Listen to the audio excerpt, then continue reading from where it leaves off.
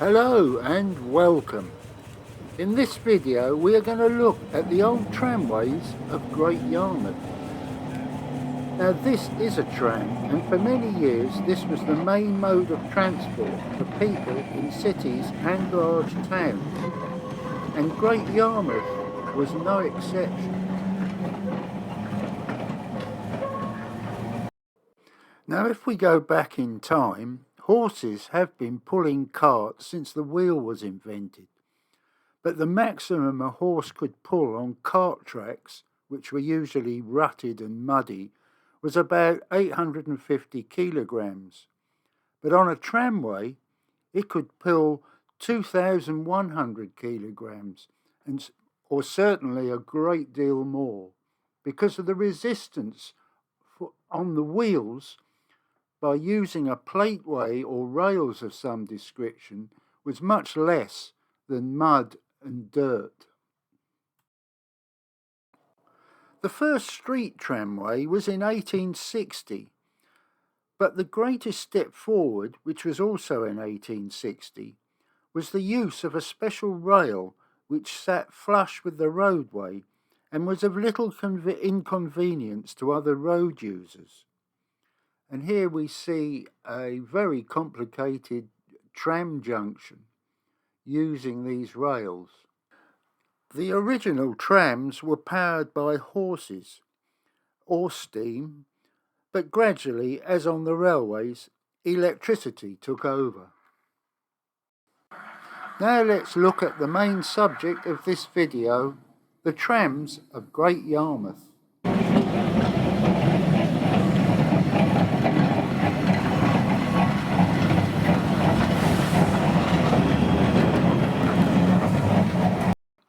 Great Yarmouth is a principal seaport on the east coast of England in Norfolk.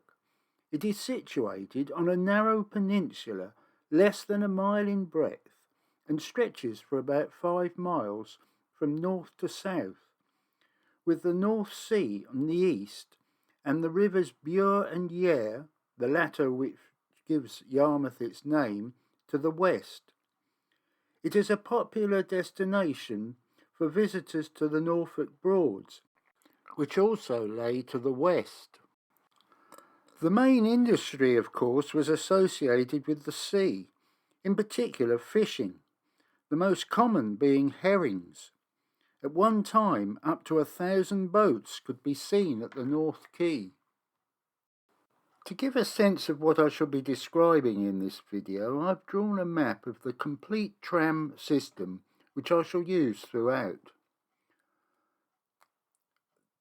This is the system, includes the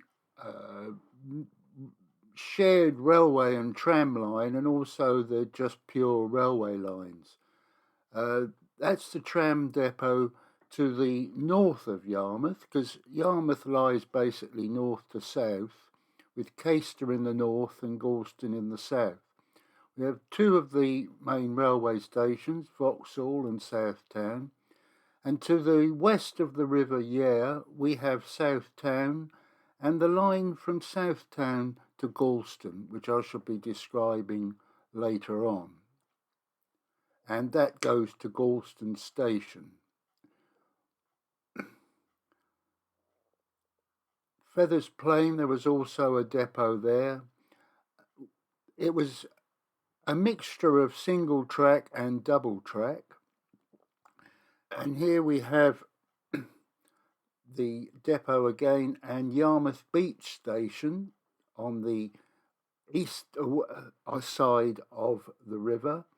And there are lines that go down to Marine Parade via 2 different routes, and also to the Corporation Power Station, which is not the power station that is there now.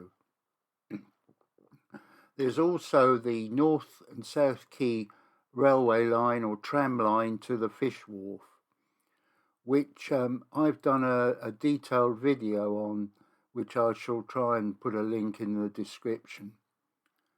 So that's basically the complete system.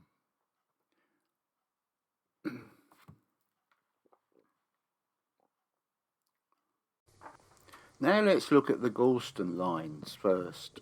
An original order of 1871 proposed a line from Southtown to Southwold, a distance of 20 miles to the south, laid on standard gauge track. Only 2 sections were actually built, one of them being the section from Southtown to Feathers Plain in Gorleston, which was opened in 1875. This was the first street tramway in the East Anglia. In 1882, the standard gauge was replaced with 3-foot 6 gauge rails and extended from Feathers Plain to Brush Quay via England's Lane. Moving on to 1904, the borough purchased the Gorleston line, which was soon altered, a new line being built to Gorleston Beach, or more commonly called Pavilion, via Baker Street, Pier Plain and Brush Quay. The old England Lanes line was lifted. The Lowestoft line was also extended to the newly opened Gorleston railway station. And around this time, electric trams were replacing the horse trams. This system was self-contained and separate from the other lines, as it was not possible to put tram lines on the Haven Bridge. Therefore, a new depot had to be built at Feathers Plain, which was actually sharing with the newly opened Carnegie Library building.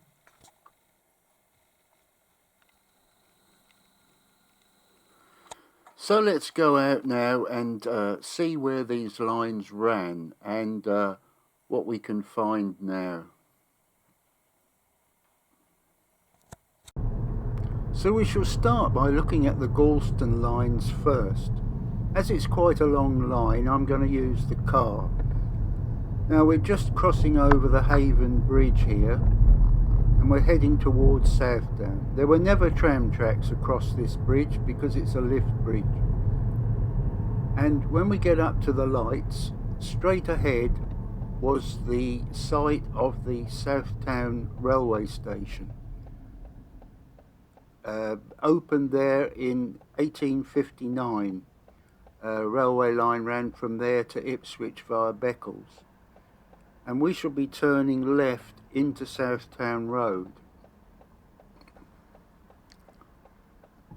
A garage and dual carriageway replace where the station was now. Now we're just turning into Southtown Road, heading for Gorleston. And just on the left hand side above the rooftops, you just might make out 2 towers or turrets. They're just coming into view now. And they belong to St Mary's Church, and you can see in this old picture of the tram tracks in Southtown Road, you can see them in that picture. And they're the reference point for that location. Now we'll continue down Southtown Road, and I'll jump ahead a little bit now.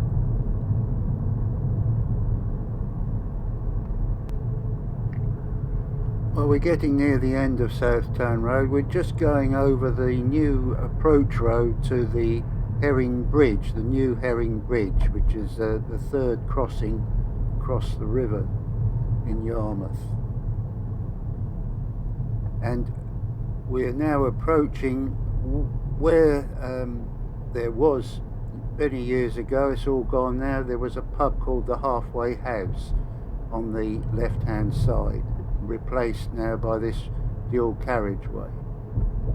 And we shall shortly be turning left down into the high street that runs through the middle of Gorleston. And again, I'll jump on a bit now. Quite a narrow road, buses backwards and forwards either direction.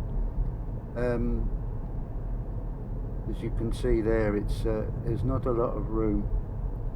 On the left hand side is the River Yare. We're quite high up here actually, although you can't really see down to the river from the road. only a very few places, one of them being here, but again you need to be right up close to the wall. So let's jump ahead now. Right, we're now in the main high street approaching Feathers Plain. The line from Southtown to here was opened in 1875. On the right hand side is Church Lane, on the left is Baker Street, and ahead is Lowestoft Road. Now, ahead of us on the left hand corner there was the site of the old horse depot, but that was replaced very quickly in 1904 when electric trams were slowly brought in, and the new depot was, and there's a picture of it there, was shared with the Carnegie Public Library. The big arch you see in that picture was where the trams went in. In 1882, the 3'6" gauge replaced the standard gauge, and the line was extended to Brush Quay via England's Lane, and that's where we should be going now.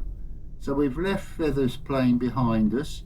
Just a reminder here of there was a tramway, is a pub called the Tramway. Empty at the moment, but I think it's undergoing some sort of renovation. And then after that we speed on a bit until we get to England's Lane. And this is the Lowestoft Road. We'll come back to the Lowestoft Road later on when we deal with further extensions that happened a few years after. Now this is England's Lane on the left, and this is looking down England's Lane. The horse trams used to go up and down this lane, and at the other end is here, and the end of England's Lane is on the right there where that gentleman was walking, and this is now heading round from England's Lane round to Brush Quay.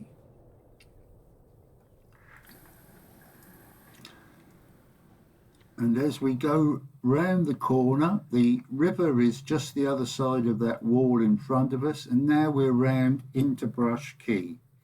This is where the river turns out to the sea. There was a ferry here to Hall Quay in Great Yarmouth as well. And the lighthouse you see there, built in 1887, is 69 feet tall. The light still works, and it's a Grade 2 listed building. And there's a picture from round the corner of the sea wall, and you can see the bend in the river and the lighthouse ahead there, and that is the location of Brush Quay, where the trams terminated from Feathers Plain. In 1904, the borough bought the lines in Gorleston and built a new line from Feathers Plain to Pavilion via Baker Street, Pier Plain and Brush Quay. And here we are just turning now into Baker Street. And here is one of the first electric trams doing just what we've done, turning from the High Street into Baker Street. And as we go down Baker Street, we will shortly be turning into Pier Plain, round the corner into Pier Plain. Quite a long road, and at the end there's England's Lane joining in from the right hand side, and now we go down and round to Brush Quay, which we've already seen, and you can see the lighthouse there. The river is on the left hand side, and now called Quay Road, by the way. It's not called Brush Quay anymore. And as we go past the lighthouse now, was all new. We go round down to the an area of car parking now, and round corner and finish off at Pavilion, which was also called Gorleston Beach. As I said, also called Pavilion after the Pavilion Theatre that was built here. It's an Italian-style terracotta building, all part of a plan over 100 years ago to turn Gorleston from a fishing village into a seaside resort. And here's what it looks like now. Very striking building. Now we're back on the Lowestoft Road to the top end of England's Lane. Now the same time that line in England's Lane was lifted because of the new line to Pavilion via Baker Street, this line along the Lowestoft Road was also extended to the site of the new Gorleston railway station, and this is the route we'll be going on now. So we travel along Lowestoft Road now, and very shortly we will be passing the end of Nile Road. And on the right hand side you see those two very distinctive timber framed houses. Well, here is a picture of a tram. We're actually looking the other way in this next shot. We're looking back towards Feathers Plain. Here's a picture of a tram on the Lowestoft Road in a similar position to where I've just been. And you can see those very distinctive houses on the left-hand side there. As I say, this is looking back towards Feathers Plain. And then this is exactly virtually the same location now.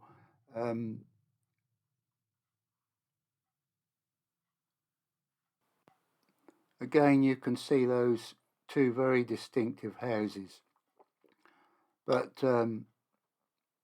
this time with the tree in the way. And let's move on now to the end of the line.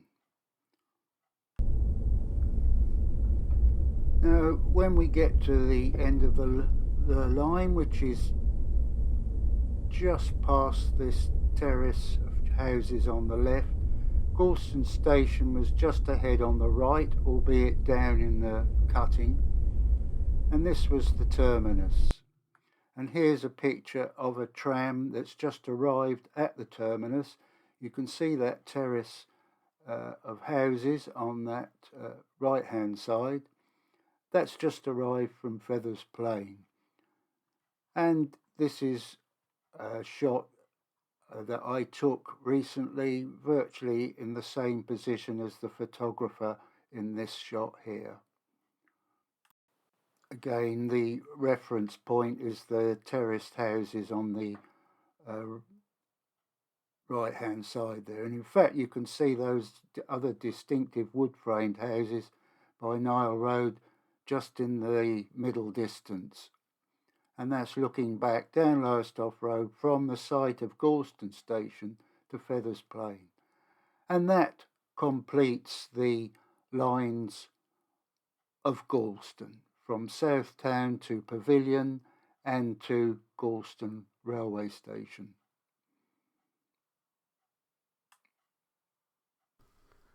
And so, as we look at a picture of a horse tram at Feathers Plain in Gorleston, that concludes our look at the trams in Gorleston. In part 2, I'll be looking over the river at the trams in Great Yarmouth itself. Thanks for watching.